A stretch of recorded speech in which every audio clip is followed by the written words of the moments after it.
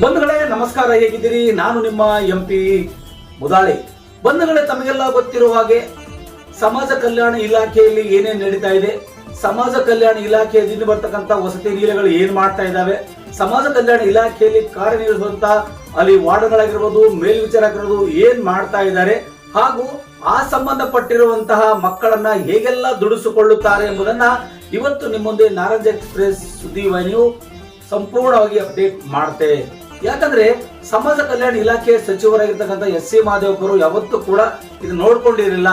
ಹೀಗಾಗುತ್ತೆ ಅಂತ ಕೂಡ ಅವ್ರ ಕನಸು ಮನಸ್ಸಲ್ಲಿ ಕೂಡ ಅವರಿಗೆ ಬರ್ಲಿಕ್ಕಿಲ್ಲ. ಆದರೆ ಮಕ್ಕಳನ್ನ ಯಾವ ರೀತಿಯಾಗಿ ಬೆಳೆಸಬೇಕು, ಮಕ್ಕಳಿಗೆ ಯಾವ ರೀತಿಯಾಗಿ ವಿದ್ಯಾಭ್ಯಾಸ ಕೊಡಬೇಕು, ಮಕ್ಕಳಿಗೆ ಪೌಷ್ಟಿಕಾಹಾರದ ಬಗ್ಗೆ ಹೇಗೆ ಕೊಡಬೇಕು ಎಲ್ಲ ಹೇಳ್ಕೊಟ್ಟಿದ್ದಾರೆ. ಆದ್ರೆ ಅಲ್ಲಿರ್ತಕ್ಕಂಥ ಸಮಸ್ಯೆ ಏನಪ್ಪಾ ಅಂದ್ರೆ ಈ ಒಂದು ವಸತಿ ನಿಲಯಗಳಲ್ಲಿ ಕೂಡ ಮುಂದಿನ ದಿನಮಾನಗಳಲ್ಲಿ ಇದನ್ನ ಕಲಿಯಲೇಬೇಕಾಗಿರ್ತಕ್ಕಂಥ ಒಂದು ಬಿಗ್ ಸ್ಟೋರಿ ಅಂತ ನಾವು ಹೇಳ್ಕೋಬಹುದು. ಯಾಕಂದ್ರೆ ಈ ರೀತಿಯಾಗಿ ಆಲೋಚನೆ ಮಾಡಿದ್ರೆ ಅಲ್ಲಿರ್ತಕ್ಕಂಥ ವಸತಿ ನಿಲಯದ ಪಾಲಕರು ಮತ್ತು ಅಲ್ಲಿರ್ತಕ್ಕಂಥ ಅಡಿಗೆ ಸಹಾಯಕರು ಹಾಗೂ ಇನ್ಯಾರೋ ಸೇರ್ಕೊಂಡು ಮಕ್ಕಳನ್ನ ಯಾವ ರೀತಿಯಾಗಿ ದುಡಿಸ್ಕೊಳ್ತಾರೆ, ಮಕ್ಕಳನ್ನ ಯಾವ ರೀತಿಯಾಗಿ ತೊಂದರೆ ಕೊಡ್ತಾರೆ, ದೌರ್ಜನ್ಯಗಳು ಮಾಡ್ತಾರೆ ಅನ್ನೋದಕ್ಕೆ ತಾಜಾ ಉದಾಹರಣೆ ನಿಮ್ಮ ಮುಂದೆ ನಾವು ಹೊತ್ತುಕೊಂಡು ಬಂದಿದ್ದೀವಿ. ಬಂಧುಗಳೇ, ಯಾಕೆ ಈ ವಿಷಯನ ನಿಮ್ಮ ಮುಂದೆ ಹೇಳ್ತಾ ಇದೀವಿ ಅಂದ್ರೆ, ನಾವು ಪೋಷಕರಾಗಿರ್ತಕ್ಕಂಥವ್ರು ಮಕ್ಕಳನ್ನ ಒಂದಿಷ್ಟು ವಸತಿ ನಿಲಯವೋ ಹಾಸ್ಟೆಲ್ಗೋ ಸೇರಿಸಿಕೊಂಡಾಗ ನನ್ನ ಮಗ ಚೆನ್ನಾಗಿ ಓದ್ತಾ ಇದ್ದಾನೆ, ನನ್ನ ಮಗಳು ಚೆನ್ನಾಗಿದ್ದಾಳೆ ನಾವು ಅನ್ಕೊಳ್ತೀವಿ. ಆದ್ರೆ ಆ ಮಕ್ಕಳಿಗೆ ಆಗ್ತಕ್ಕಂಥ ತಾಪತ್ರೆ, ತೊಂದರೆ, ದೌರ್ಜನ್ಯ ಹೇಗೆ ನಡೀತೆ ಎಂಬುದನ್ನ ಇಲ್ಲಿ ನಿಮಗೆ ನಾವು ತೋರಿಸಲೇಬೇಕಾಗಿದೆ. ಮಕ್ಕಳ ಆಯೋಗದ ಸದಸ್ಯರಾಗಿರ್ತಕ್ಕಂಥ ಶಶಿಧರ್ ಕೋಸಂಬಿ ಅವರು ಕೂಡ ನಮ್ಮ ಜಿಲ್ಲೆಯವರೇ ಆಗಿದ್ದಾರೆ. ಜಿಲ್ಲಾ ಉಸ್ತುವಾರಿ ಸಚಿವರು ಕೂಡ ನಮ್ಮ ಜಿಲ್ಲೆಯವರೇ ಆಗಿದ್ದಾರೆ. ಇನ್ನೊಬ್ಬ ಸಚಿವರಾಗಿರ್ತಕ್ಕಂಥ ರಹೀಂ ಖಾನ್ ಕೂಡ ನಮ್ಮ ಜಿಲ್ಲೆಯವರೇ ಆಗಿದ್ದಾರೆ. ಇಲ್ಲಿ ಜಿಲ್ಲಾಧಿಕಾರಿ, ಜಿಲ್ಲಾ ಪಂಚಾಯತ್ ಮುಖ್ಯ ಕಾರ್ಯನಿರ್ವಾಹಕ ಅಧಿಕಾರಿಗಳು, ಡಿಸಿಗಳಾಗಿರ್ಬೋದು, ಯಾರು ಕೂಡ ಇಲ್ಲಿ ಗಮನ ಹರಿಸಲ್ಲ. ಇದೇ ರಸ್ತೆ ಮುಂದೆ ಎಲ್ಲರೂ ಹೋಗ್ತಾರೆ, ಯಾರು ಕೂಡ ನೋಡಕ್ ಆಗಲ್ಲ ಅಂತ ಒಂದು ಬ್ರೇಕಿಂಗ್ ಸುದ್ದಿ ಗೊತ್ತು ನಿಮ್ಮ ಮುಂದೆ ನಾವು ಅಪ್ಡೇಟ್ ಮಾಡ್ತಾ ಇದೀವಿ. ಬನ್ನಿ, ನಾರಂಜ್ ಎಕ್ಸ್ಪ್ರೆಸ್ ಸುದ್ದಿಯಲ್ಲಿ ನಿಮಗೆ ತೋರಿಸ್ತೀವಿ ಎಲ್ಲ ಸಂಪೂರ್ಣದ ವಿವರವನ್ನ.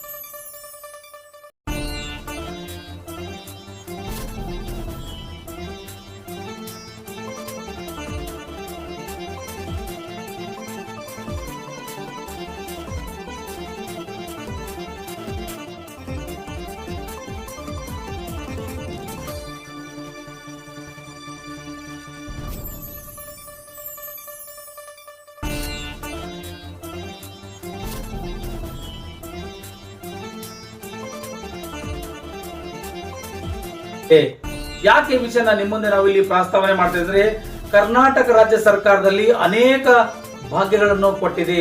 ಸೈಕಲ್ ಭಾಗ್ಯ ಕೊಟ್ಟಿದ್ದಾರೆ, ಶೂಸ್ ಭಾಗ್ಯ ಕೊಟ್ಟಿದ್ದಾರೆ, ಸಾಕ್ಸ್ ಭಾಗ್ಯ ಕೊಟ್ಟಿದ್ದಾರೆ, ಮಕ್ಕಳಿಗೆ ಎಗ್ ಭಾಗ್ಯ ಕೊಟ್ಟಿದ್ದಾರೆ, ಹಲವಾರು ರೀತಿಗಳ ಭಾಗ್ಯಗಳನ್ನು ಕೊಟ್ಟಿದ್ದಾರೆ. ಜೊತೆಯಾಗಿ ಇನ್ನೊಂದು ಭಾಗ್ಯ ಕೂಡ ಇವತ್ತು ಅದರಲ್ಲಿ ವಿಲೀನ ಆಗ್ತಾ ಇದೆ. ಏನಪ್ಪಾ ಆ ಭಾಗ್ಯ ಅಂದ್ರೆ, ನಿಮ್ಮ ಸುತ್ತಮುತ್ತಲ ಇರ್ತಕ್ಕಂಥ ಶೌಚಾಲಯ ಆಗಿರ್ಬೋದು, ನಿಮ್ಮ ಸುತ್ತಮುತ್ತ ಇರತಕ್ಕಂತ ಗಬ್ಬೆದ್ದು ನಾಡ್ತಿರುವಂತಹ ಗಲೀಜಾಗಿರುವಂತಹ ನೀರನ್ನ ನೀವೇ ಸ್ವಚ್ಛ ಮಾಡಿಕೊಳ್ಳುವಂತ ಭಾಗ್ಯ ಎಸ್.ಸಿ. ಮಹದೇವಪ್ಪರು ಕೊಟ್ಟಿದ್ದಾರೆ ಎನ್ನುವಂತ ಮಾತು ಕೇಳಿ ಬರ್ತಾ ಇದೆ. ಹಾಗಾದ್ರೆ ಆ ಮಕ್ಕಳನ್ನ ಯಾಕೆ ಅಲ್ಲಿ ದುಡಿಸ್ಕೊಳ್ತಾ ಇದ್ದಾರೆ, ಆ ಮಕ್ಕಳಿಂದ ಯಾಕೆ ಅಲ್ಲಿ ಗಲೀಜಾಗಿರ್ತಕ್ಕಂತ ಗಬ್ಬೆದ್ದು ನಾಡ್ತಿರುವಂತಹ ನೀರನ್ನ ಕ್ಲೀನ್ ಮಾಡಕ್ ಹೇಳ್ತಾ ಇದ್ದಾರೆ ಅಂದ್ರೆ, ಅಧಿಕಾರಿಗಳು ಏನ್ ಮಾಡ್ತಾ ಇದ್ದಾರೆ, ಅಲ್ಲಿರ್ತಕ್ಕಂತ ಮೇಲ್ವಿಚಾರಕರು ಏನ್ ಮಾಡ್ತಾ ಇದ್ದಾರೆ, ಮಕ್ಕಳನ್ನ ದುಡಿಸಿಕೊಂಡು ಆ ಸರ್ಕಾರದ ಬಜೆಟ್ ಅನ್ನ ಎತ್ಕೊಳ್ಳುವಂತ ಪ್ರಯತ್ನ ನಡೀತಾ ಇದೆಯಾ ಅನ್ನುವಂತ ಸುದ್ದಿ ಇವತ್ತು ನಾರಂಜ್ ಎಕ್ಸ್ಪ್ರೆಸ್ ಸುದ್ದಿವಾಹಿನಿಯಲ್ಲಿ ಬ್ರೇಕ್ ಮಾಡ್ತಾ ಇದೀವಿ. ಬಂಧುಗಳೇ, ತಮಗೆಲ್ಲ ಗೊತ್ತಿರೋ ಹಾಗೆ ಬೀದರ್ ಜಿಲ್ಲೆಯಲ್ಲಿ ಸತತವಾಗಿ 5-6 ದಿನಗಳಿಂದ ಸುರಿದಿರುವಂತಹ ಧಾರಾಕಾರ ಮಳೆಗೆ ಸಂಪೂರ್ಣವಾಗಿ ಕಂಗಾಲಾಗಿ ಹೋಗಿದ್ರು ಜನ. ಎಲ್ಲಿ ನೋಡಿದ್ರಲ್ಲಿ ನೀರುಗಳು, ರಸ್ತೆ ಮೇಲೆ ಗುಡ್ಡಿಗಳು, ಅನೇಕ ರೀತಿಯಿಂದ ತೊಂದರೆ ತಾಪತ್ರೆ ಅನಿಸ್ಕೊಳ್ತಾ ಬಂದಂತ ಜನತೆ ಈಗ ವಸತಿ ನಿಲಯದ ಮಕ್ಕಳು ಕೂಡ ಅನುಭವಿಸುವಂತ ಮಟ್ಟಕ್ಕೆ ಬಂದು ನಿಂತಿದ್ದಾರೆ ಎನ್ನುವಂತ ಮಾತನ್ನ ಇಲ್ಲಿ ಹೇಳಲೇಬೇಕಾಗಿದೆ. ಯಾಕಂದ್ರೆ ಈಗಾಗಲೇ ಆ ವಿಚಾರಕ್ಕೆ ಸಂಬಂಧಪಟ್ಟಿರುವ ಹಾಗೆ ಆಗಾಗಲೇ ಬೇರೆಯವರು ಮಾತಾಡಿದ್ರು, ಅನೇಕ ಜನ ಇಲ್ಲಿ ಮಾತಾಡ್ತಾ ಇದ್ದಾರೆ, ವಾರ್ಡನ್ಗಳನ್ನು ಕೂಡ ಮಾತಾಡ್ತಾ ಇದ್ದಾರೆ. ಆದ್ರೆ ಆಗಿರ್ಬೇಕ್ರಿ, ಒಂದು ಸಣ್ಣ ಕೆಲಸ ಇತ್ತು ಮಾಡ್ಕೊಂಡಿದ್ದಾರೆ ಅಂತ ಹೇಳ್ತಾ ಇದ್ದಾರೆ. ಪರವಾಗಿಲ್ಲ ವಾರ್ಡನ್ ಮತ್ತು ಅಲ್ಲಿ ಮೇಲ್ವಿಚಾರಕರಿಗೆ ನಾವು ಪ್ರಶ್ನೆ ಕೇಳ್ತಾ ಇದೀನಿ, ನಿಮ್ಮ ಮಕ್ಕಳು ಕೂಡ ಇದೇ ಕೆಲಸ ಮಾಡ್ತಾ ಇದ್ದಾರಾ? ನಿಮ್ಮ ಮಕ್ಕಳಿಗೆ ಇದೇ ಕೆಲಸ ನೀವು ಹಚ್ತೀರಾ? ನಿಮ್ಮ ಮಕ್ಕಳು ಕೂಡ ಬೇರೆ ಬೇರೆ ಕಾಲೇಜ್ಗೋ ಅಥವಾ ಸ್ಕೂಲಿಗೋ ಹೋದಾಗ ಅಲ್ಲಿ ಹಚ್ಚಿದಾಗ ನೀವು ಸುಮ್ಮನೆ ಇರ್ತೀರಾ? ಸರ್ಕಾರ ನಿಮಗೆ 60-70 ಸಾವಿರ ರೂಪಾಯಿ ಸಂಬಳ ಕೊಟ್ಟು ಕೆಲಸ ಮಾಡಿಸ್ತಾ ಇದೆ. ನೀವು ಮಕ್ಕಳನ್ನ ಈ ರೀತಿಯಾಗಿ ದುಡಿಸ್ಕೊಳ್ಳೋದು ಯಾವ ನ್ಯಾಯ ಅಂತಕ್ಕಂಥ ಪ್ರಶ್ನೆ ನಾರಂಜ್ ಎಕ್ಸ್ಪ್ರೆಸ್ ಕೇಳ್ತಾ ಇದೆ. ಇದಕ್ಕೆ ಸಂಬಂಧಪಟ್ಟಿರುವಂತ ಅಧಿಕಾರಿಗಳು ಉತ್ತರ ಕೊಡಲೇಬೇಕಾಗಿದೆ. ಯಾಕಂದ್ರೆ ಅಧಿಕಾರಿಗಳು ನಮ್ಮ ಬೀದರ್ ಜಿಲ್ಲೆಯ ಸಚಿವರು ಇಬ್ಬರಿದ್ರು ಕೂಡ ಅಧಿಕಾರಿಗಳಿಗೆ ಏನಾಗಿದೆ ಅಂದ್ರೆ ಅಲ್ಲಿ ಅವರಿಗೆ ಒಂದಿಷ್ಟು ಚರ್ಮ ಬೇರೆ ಬೆಳೆದು ಹೋಗ್ಬಿಟ್ಟಿದೆ. ಹಾಗಾಗಿ ಎಲ್ಲಾ ಡಿಪಾರ್ಟ್ಮೆಂಟ್ಗಳು ಕೂಡ ಯಾವ ಅಧಿಕಾರಿಗಳು ಕೂಡ ಕ್ಯಾರೆ ಅನ್ನುತ್ತಾ ಇಲ್ಲ. ಸಚಿವರಾಗಿರ್ತಕ್ಕಂಥ ಈಶ್ವರ್ ಖಂಡ್ರೆ ಅವರೇ ಮತ್ತು ರಹೀಂ ಖಾನ್ ಅವರೇ ಇಷ್ಟೆಲ್ಲ ಮಕ್ಕಳನ್ನ ದುಡಿಸ್ಕೊಳ್ತಿರುವಂತಹ ಸುದ್ದಿನ ನಿಮ್ ಮುಂದೆ ನಾವು ಬ್ರೇಕ್ ಮಾಡ್ತಾ ಇದ್ರು ಕೂಡ ಏನು ಮಾಡಕ್ಕಾಗಲ್ಲ, ನಡೆದೋಗುತ್ತೆ, ನಡ್ಸ್ಕೊಂಡು ಹೋಗ್ಬೇಕು ಅಂತಕ್ಕಂಥ ಮಾತು ಅಲ್ಲಿ ಸಂಬಂಧಪಟ್ಟಂತ ವಾರ್ಡನ್ ಹೇಳ್ತಾ ಇದ್ದಾರಂದ್ರೆ ಲೆಕ್ಕ ಹಾಕೊಳ್ಳಿ. ನಿಮ್ಮ ಮಕ್ಕಳನ್ನು ಕೂಡ ಹೀಗೆ ಬಿಡ್ತೀರಾ? ನಿಮ್ಮನ್ನು ಓಟ್ ಹಾಕಿ ಗೆಲ್ಸಿ ನೀವು ಮಂತ್ರಿ ಆಗ್ಬೇಕು, ಎಸಿ ರೂಮಲ್ಲಿ ನೀವು ಕೂತ್ಕೊಳ್ಬೇಕು. ಆದರೆ ಓಟ್ ಹಾಕಿದಂತ ಮತದಾರ ಮಕ್ಕಳು ಈ ರೀತಿಯಾಗಿ ಕೆಲಸ ಮಾಡಬೇಕಾ ಅನ್ನುವಂತ ಪ್ರಶ್ನೆ ನಮ್ಮನ್ನು ಕಾಡ್ತಾ ಇದೆ. ಇದಕ್ಕೆ ಸ್ಪಂದಿಸಬೇಕಾಗಿದೆ. ಸಚಿವ ರಹೀಂ ಖಾನ್ ಅವರು ಎಲ್ಲಿದ್ದಾರೆ? ಸಚಿವರೇ, ನಿಮ್ಮ ಕ್ಷೇತ್ರದಲ್ಲಿ ನಡೆದಿರ್ತಕ್ಕಂಥ ಈ ಮಕ್ಕಳಿಗೆ ಕೆಲಸ ಹಚ್ಚುವಂತ ಕೆಲಸ ನಡೀತಾ ಇದೆ ಅಂದ್ರ ಮೇಲೆ ಸಚಿವರ ಹಿಡಿತ ಕೈಯಲ್ಲಿ ಇಲ್ವಾ ಅಂತ ಕಾಣಿಸ್ತಾ ಇದೆ.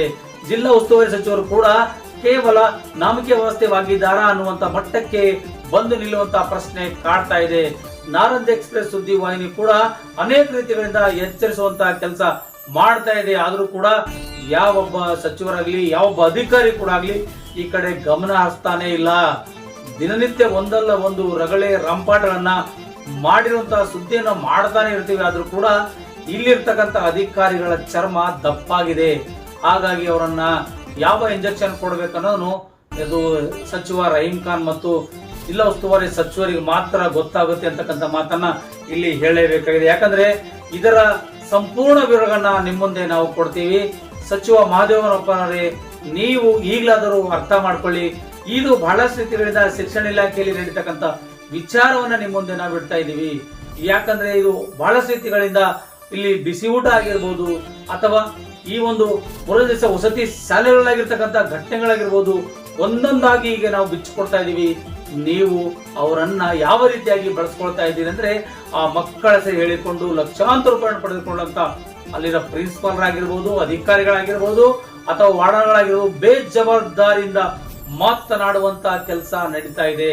ಅವರಿಗೆ ಯಾರು ಹೇಳೋರು ಕೇಳೋರು ಇಲ್ಲದಂತ ಪ್ರಶ್ನೆಯಾಗಿದೆ ಅಂತಕ್ಕಂಥ ಮಾತನ್ನ ನಾವಿಲ್ಲಿ ಹೇಳಲೇಬೇಕಾಗಿದೆ. ಬಂಧುಗಳೇ, ಬನ್ನಿ ಹಾಗಾದ್ರೆ ಆ ಸುದ್ದಿಯನ್ನ ನಿಮ್ಗೆ ನಾವು ತೋರಿಸ್ತೀವಿ. ಅದು ಎಲ್ಲಿ ನಡೆದಿದೆ, ಯಾವ ಕಡೆ ನಡೆದಿದೆ, ಯಾರೆಲ್ಲ ಮಾಡಿಸಿದಾರೆ ಅನ್ನೋದನ್ನ ನಿಮಗೆ ಸಂಪೂರ್ಣವಾಗಿರ್ತಕ್ಕಂಥ ವಿಚಾರವನ್ನ ನಿಮ್ಮ ಮುಂದೆ ನಾವು ಇಡ್ತಿದೀವಿ. ಯಾರೆಲ್ಲ ಈ ಸುದ್ದಿ ನೋಡ್ತಾ ಇದ್ರು ದಯವಿಟ್ಟು ಈ ಒಂದು ಸುದ್ದಿಯನ್ನ ಹೆಚ್ಚಿನ ರೀತಿಯಲ್ಲಿ ಶೇರ್ ಮಾಡಿ, ಹೆಚ್ಚಿನ ರೀತಿಯಲ್ಲಿ ಇದಕ್ಕನ್ನ ಶೇರ್ ಮಾಡೋ ಮೂಲಕ ಆ ಮಕ್ಕಳಿಗೆ ನ್ಯಾಯ ಕೊಡಬೇಕಾಗಿದೆ. ಅಲ್ಲಿರ್ತಕ್ಕಂಥ ವಾರ್ಡನ್ ಆಗಿರ್ಬೋದು, ಅಧಿಕಾರಿಗಳು ಕೂಡಲೇ ಅಮಾನತ್ ಮಾಡಬೇಕನ್ನುವಂತ ಮಾತನ್ನ ಇವತ್ತು ನಾರಂಜ್ ಎಕ್ಸ್ಪ್ರೆಸ್ ಸುದ್ದಿವಾಹಿನಿಯು ಸಮಾಜ ಕಲ್ಯಾಣ ಇಲಾಖೆ ಸಚಿವರಾಗಿರ್ತಕ್ಕಂಥ ಮಹದೇವಪ್ಪನವರಿಗೆ ಕೇಳ್ತಾ ಇದೆ. ಇಲ್ಲಿ ಅನೇಕ ರೀತಿಗಳಿಂದ ಒತ್ತಡನ ಹೇರ್ತಾ ಇದ್ದಾರೆ. ಯಾವುದೋ ಒಂದಿಷ್ಟು ವಸತಿ ನಿಲಯಕ್ಕೆ ಹೋದ್ರೆ ನಿಮ್ಮ ಹೈಯರ್ ಪರ್ಮಿಷನ್ ತಗೊಂಡು ಬರ್ರಿ ಅಂತ ಹೇಳ್ತಾರೆ. ಹೈಯರ್ ಪರ್ಮಿಷನ್ ಯಾರು ಅಂತ ಕೇಳಕ್ ಹೋದ್ರೆ ಸಮಾಜ ಕಲ್ಯಾಣ ಇಲಾಖೆ ಸಚಿವರು ಕೊಡಬೇಕು ಅಂತ ಹೇಳ್ತಾ ಇದ್ದಾರೆ. ಸಮಾಜ ಕಲ್ಯಾಣ ಇಲಾಖೆ ಕಾರ್ಯದರ್ಶಿಗಳು ಕೊಡಬೇಕು ಅಂತಕ್ಕಂಥ ಮಾತು ಕೂಡ ಹೇಳ್ತಾ ಇದ್ದಾರೆ. ಆದರೆ ಯಾರು ಕೊಡಬೇಕು ಅದನ್ನು ಕೂಡ ಇಲ್ಲಿ ಸ್ಪಷ್ಟಪಡಿಸಬೇಕು. ಜಿಲ್ಲಾ ಪಂಚಾಯತ್ ನ ಮುಖ್ಯ ಕಾರ್ಮಿಕ ಅಧಿಕಾರಿಗಳು ಕೊಡಬೇಕಾ ಅಥವಾ ಸಮಾಜ ಕಲ್ಯಾಣ ಇಲಾಖೆ ಅಧಿಕಾರಿಗಳು ಕೊಡಬೇಕಾ ಅಥವಾ ಜಿಲ್ಲಾ ಅಧಿಕಾರಿಗಳು ಕೊಡಬೇಕಾ ಇಲ್ಲ ಜಿಲ್ಲಾ ಉಸ್ತುವಾರಿ ಮಂತ್ರಿಗಳು ಕೊಡಬೇಕಾ? ಯಾಕಂದ್ರೆ ಅನೇಕ ಹಾಸ್ಟೆಲ್ಗಳಲ್ಲಿ ಅನೇಕ ವಸತಿ ಶಾಲೆಗಳಲ್ಲಿ ಮಕ್ಕಳ ಮೇಲೆ ನಡೀತಿರುವಂತ ದೌರ್ಜನ್ಯ ಕೂಡ ಮುಚ್ಚಿ ಹೋಗ್ತಾ ಇದ್ದಾವೆ. ಕನಿಷ್ಠ ಪಕ್ಷಕ್ಕಾದರೂ ಮಕ್ಕಳಿಗೆ ನ್ಯಾಯ ಕೊಡುವಂತ ಮಟ್ಟಕ್ಕೆ ನಾವು ಬರಬೇಕಾಗಿದೆ. ಹಾಗಾಗಿ ನಾವು ಸಚಿವರಿಗೆ ಕೇಳ್ತಾ ಇದ್ದೀವಿ, ಪರ್ಮಿಷನ್ ಮಾಧ್ಯಮದವರು ಹೋದ್ರೆ ಯಾರ್ದು ಕೊಡಬೇಕು? ಸಚಿವರಿಗೆ ಇನ್ನೊಂದು ಸರಿ ಗಮನ ತರ್ತಾ ಇದೀವಿ. ಒಂದು ವೇಳೆ ವಸತಿ ನಿಲಯಕ್ಕೆ ನಾವು ಹೋದ್ರೆ ಒಳಗಡೆ ಪ್ರವೇಶವಿಲ್ಲ, ಹೈಕಮಾಂಡ್ ಪರ್ಮಿಷನ್ ತಗೊಂಡು ಬನ್ನಿ ಅಂತ ಹೇಳ್ತಾ ಇದ್ದಾರೆ. ಹೈಕಮಾಂಡ್ ಯಾರು? ಜಿಲ್ಲಾ ಉಸ್ತುವಾರಿ ಸಚಿವರ, ಜಿಲ್ಲೆಯ ಜಿಲ್ಲಾಧಿಕಾರಿನ, ಜಿಲ್ಲಾ ಪಂಚಾಯತ್ ನ ಮುಖ್ಯ ಕಾರ್ಮಿಕ ಅಧಿಕಾರಿನ ಅಥವಾ ಸಮಾಜ ಕಲ್ಯಾಣ ಇಲಾಖೆ ಅಧಿಕಾರಿನ ಅಂಬುದು ಯಾರು ಸ್ಪಷ್ಟಪಡಿಸ್ತಾ ಇಲ್ಲ. ಹೀಗಾಗಿ ಇದೊಂದು ನೆಪ ಹೇಳಿಕೊಂಡು ಅನೇಕ ರೀತಿಗಳಿಂದ ಮಕ್ಕಳನ್ನ ಈ ರೀತಿಯಾಗಿ ದುಡಿಸ್ಕೊಳ್ತಾ ಇದ್ದಾರೆ. ಮಕ್ಕಳನ್ನ ಮದುವೆಯಿಂದ ಕುಮ್ಮಕ್ಕಿನಿಂದ ಅವರು ಬೆಳೆಸ್ಕೊಳ್ತಾ ಇದ್ದಾರೆ. ಮಕ್ಕಳಿಗೆ ಸರಿಯಾದ ಸಮಯಕ್ಕೆ ಊಟ ಸಿಗ್ತಾ ಇಲ್ಲ, ಸರಿಯಾದ ಸಮಯಕ್ಕೆ ಅವರಿಗೆ ಸರ್ಕಾರ ಕೊಡ್ತಿರುವಂತಹ ಸೌಲಭ್ಯಗಳು ಸಿಗ್ತಾ ಇಲ್ಲ ಅಂತಕ್ಕಂಥ ಮಾತನ್ನ ಇಲ್ಲಿ ನಾರಂಜ್ ಎಕ್ಸ್ಪ್ರೆಸ್ ಸುದ್ದಿವಾಹಿನಿ ಹೇಳ್ತಾ ಇದೆ. ಈಗಲಾದರೂ ಮಹದೇವಪ್ಪ ಅವರು ಒಂದು ಆದೇಶ ಮಾಡಬೇಕು. ಯಾರ ಕಡೆಯಿಂದ ನಾವು ಅಲ್ಲಿಗೆ ಹೋಗ್ಬೇಕಾದ್ರೆ, ಮಾಧ್ಯಮದವರು ಹೋಗ್ಬೇಕಾದ್ರೆ ಪರ್ಮಿಷನ್ ಯಾರು ಕೊಡಬೇಕು ಅನ್ನೋದನ್ನ ಸ್ಪಷ್ಟಪಡಿಸಬೇಕಾಗಿದೆ ಮತ್ತು ಸಂಬಂಧಪಟ್ಟಂತಹ ಇಲಾಖೆಯ ಈ ಬೇಜವಾಬ್ದಾರಿ ವಹಿಸಿಕೊಂಡಿರುವಂತಹ ವಾರ್ಡನ್ನು ಅಥವಾ ಅಧಿಕಾರಿಗಳು ಅವರನ್ನು ಕೂಡಲೇ ಅಮಾನತ್ ಪಡಿಸಬೇಕೆಂಬುದನ್ನು ಕೂಡ ಇಲ್ಲಿ ನಾವು ಆಗ್ರಹ ಪಡಿಸುತ್ತಿದ್ದೇವೆ. ಈ ತರ ನಡೀತೇನೆ ಅಂತಕ್ಕಂಥದ್ದನ್ನ ಇಲ್ಲಿ ನಾವು ಆಲೋಚನೆ ಮಾಡಬೇಕಾಗಿದೆ ಬಂಧುಗಳೇ. ಯಾಕಂದ್ರೆ ಕಷ್ಟನೋ ನಷ್ಟನೋ ನನ್ನ ಮಗ ಚೆನ್ನಾಗಿ ಬದುಕಲಿ, ನನ್ನ ಮಗನಿಗೆ ಒಳ್ಳೇದಾಗ್ಲಿ, ಅವರು ಕೂಡ ಒಂದು ಮುಂದಿನ ವಿದ್ಯಾಭ್ಯಾಸ ಉತ್ತಮ ರೀತಿಯಲ್ಲಿ ನಡೀಲಿ ಅಂತಕ್ಕಂಥ ಸದಾಶಯದಿಂದ ಕಾಂಗ್ರೆಸ್ ಸರ್ಕಾರದಲ್ಲಿ SC ST ಮಕ್ಕಳಿಗೆ ಅನೇಕ ರೀತಿಯಾದ ಭಾಗ್ಯ ಕೊಡ್ತಾ ಇದ್ದಾರೆ. ಅಂದ್ರೆ ಇಲ್ಲಿ ಒಂದು ಕೂಡ ಭಾಗ್ಯ ಕೊಡ್ತಾ ಇದ್ದಾರೆ. ಅದು ನಿಮ್ಮ ಗುಂಡಿಗಳು ನೀವೇ ಸ್ವಚ್ಛ ಮಾಡ್ಕೊಳ್ಬೇಕು, ನಿಮ್ಮ ಗಬ್ಬೆದ್ದು ನಡೆದಿರೋ ನೀರನ್ನು ನೀವೇ ತೊಳ್ಕೊಳ್ಬೇಕು. ಯಾಕಂದ್ರೆ ನಮ್ಮಲ್ಲಿ ಯಾರು ಇಲ್ಲ. ನಾಳೆ ಇದನ್ನು ತೊಳೆಯಕ್ಕೆ ಕೇಳ್ತಾರೆ, ನಾಳೆ ಶೌಚಾಲಯ ಕೂಡ ತೊಳೆಯಲಿಕ್ಕೆ ಕೇಳ್ತಾರೆ. ಮಕ್ಕಳಿಗೆ ಹೆದರಿಸಿ ತೊಳಸ್ಕೊಳ್ಳುವಂತ ಕೆಲಸ ಕೂಡ ನಡೀತಾ ಇದೆ ಅಂತಕ್ಕಂಥ ಮಾತು ಅಲ್ಲಲ್ಲಿ ಕೇಳಿ ಬರ್ತಾ ಇದೆ. FC ಮಹದೇವಪ್ಪರೇ, ಈ ಸುದ್ದಿ ನೋಡಿದ ಕೂಡಲೇ ಸಂಬಂಧಪಟ್ಟಂತ ಅಧಿಕಾರಿಗಳಿಗೆ ನೀವು ಅಮಾನತ್ ಮಾಡ್ತಿರೋ ಅಥವಾ ಅವರಿಗೆ ಪ್ರಮೋಷನ್ ಕೊಡ್ತಿರೋ ಎಂಬುದನ್ನ ಕಾದು ನೋಡಬೇಕಾಗಿದೆ. ಬಂಧುಗಳೇ, ಮುಂದಿನ ಸುದ್ದಿಗಾಗಿ ಮತ್ತೆ ಬರ್ತೀನಿ. ಅಲ್ಲಿವರೆಗೂ ನಮಸ್ತೆ, ಧನ್ಯವಾದಗಳು. ನಾನು ನಿಮ್ಮ MP ಮುದಾಳೆ. ಮಳೆ ಬಂದು ಸಾರ್ವಜನಿಕರ ತೊಂದರೆಯಲ್ಲಿ ಮಕ್ಕಳಿಗೆ ಒಂದು ಕೆಲಸ ಹಚ್ಚಿ ನೀರಿನ ವ್ಯವಸ್ಥೆ ಸ್ವಚ್ಛ ಮಾಡಲಿಕ್ಕೆ ನಮ್ಮ ಸಿಬ್ಬಂದಿ ಕೊರತೆಗಳು ಎದ್ದು ಕಾಣ್ತಾಯಿದೆ. ಇಲ್ಲಿ ಸುಮಾರವಾಗಿ ಮಕ್ಕಳನ್ನು 10 ರೂಪಾಯಿ ನೀರು ತುಂಬಿದೆ. ಅದಕ್ಕಾಗಿ ಮಕ್ಕಳನ್ನು ಉಪಯೋಗ ಮಾಡಿಕೊಂಡು ಇಂಥ ಒಂದು ಪರಿಸ್ಥಿತಿ ಇಲ್ಲಿ ನಮ್ಮ ಹಾಸ್ಟೆಲ್ನಲ್ಲಿ ನೋಡ್ತಕ್ಕಂಥ ಒಂದು ವ್ಯವಸ್ಥೆ ಇಲ್ಲಿ ಕಾಣ್ತಾ ಇದೆ. ಬಂಧುಗಳೇ, ಮಕ್ಕಳ ಭವಿಷ್ಯ ರೂಪಿಸಬೇಕೆಂದು ಬಾಬಾ ಸಾಹೇಬ್ ಅಂಬೇಡ್ಕರ್ ಸುಮಾರು ಯೋಜನೆಗಳು ಮಾಡಿ ಇವತ್ತು ಮಕ್ಕಳಿಗೆ ಒಂದು ಕೂಲಿ ಕೆಲಸ ಥರ ಏನದಂದ್ರೆ ವ್ಯವಸ್ಥಿತವಾಗಿ ಒಂದು ನೀರಿನ ಸ್ವಚ್ಛತೆ ಈಗ ಇಲ್ಲಿ ನೋಡ್ತಾ ಇದ್ದರೆ ಒಂದು ಗಬ್ಬು ವಾಸನೆಗೆ ಒಂದು ಪ್ರಾಣಿನೂ ಇರಲಿಕ್ಕಾಗ್ತಕ್ಕಂಥ ಒಂದು ವ್ಯವಸ್ಥೆಯನ್ನು ಇಲ್ಲಿ ಹುಡುಗರ ಒಂದು ವಾಸ್ತವ್ಯ ಎನ್ನುವುದಂದ್ರೆ ವ್ಯವಸ್ಥಿತವಾಗಿ ಉಳ್ಕೊಳ್ಳೋಕೆ ಏನದಂದ್ರೆ ಮಳೆ ಬಂದ್ರೆ ಬಹಳಷ್ಟು ಗಬ್ಬು ವಾಸನೆ, ಇಲ್ಲಿ ಮುಂದ್ಗಡೆ ಖಾಲಿ ಮತ್ತು ಬಹಳಷ್ಟು ಅನ್ಸುರಕ್ಷಿತವಾಗಿ ಏನದಂದ್ರೆ ಮಕ್ಕಳಿಗೆ ಏನದಂದ್ರೆ ನಾವು ಕಾಣಬಹುದು. ನೀವು ಇಲ್ಲಿ ಬಂದ ಸರ್ ಮಕ್ಕಳು ಕೆಲಸ ಮಾಡ್ತಾ ಇದ್ದೀರಾ? ಮಕ್ಕಳು ನೀರು ಹೊಡಿತಾ ಇದ್ದರು, ಅವ್ರ ಜೊತೆಗೆ ಸಿಬ್ಬಂದಿ ವರ್ಗದವ್ರು ಭೀ ನೀರು ಹೊಡಿತಾ ಇದ್ದರು. ಮಕ್ಕಳು ಏನದಂದ್ರೆ ತಾತ್ಕಾಲಿಕವಾಗಿ ಏನದಂದ್ರೆ ಸಿಬ್ಬಂದಿ ವರ್ಗದ ಜೊತೆ ಏನದಂದ್ರೆ ಮಕ್ಕಳನ್ನ ನೀರು ಏನದಂದ್ರೆ ಇದು ಸ್ವಚ್ಛ ಮಾಡ್ತಾ ಇದ್ದರು. ಅಂದ್ರೆ ಇಲ್ಲಿ ಡಿ ಗ್ರೂಪ್ ಇಲ್ಲ ಅಂತಾರೆ ಇದ್ದಿರ್ಬೋದು. ಅವ್ರ ಜೊತೆನೆ ಮಕ್ಕಳು ಏನದಂದ್ರೆ ಕೆಲಸ ಮಾಡ್ತಾ ಇದ್ದರು.